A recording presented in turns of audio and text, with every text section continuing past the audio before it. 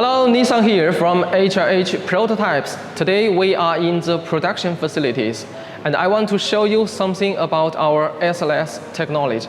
First, let's go and see some samples. You see, these samples are printed for the architectures.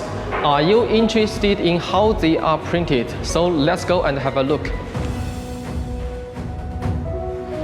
SLS is short for Selected Laser Sintering, which is using powder material to print. We have two materials. One is the PA12 and the other one is the glass field. PA12 is the white material which can be dyed into different colors, and while the glass field material is only the gray color.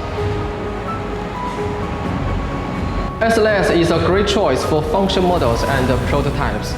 Also for the production parts, the material is robust and it is very high speed and accurate process. But the surface finish is very rough. If you don't care about the surface finish, and it is fine. SLS is increasing as a production parts in many industries such as automotive and robotics. We are not only manufacturing the prototypes, but also the production parts every day.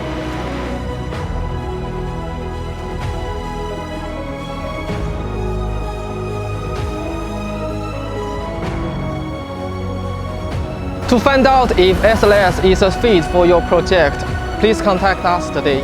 At HLH, we make things for you.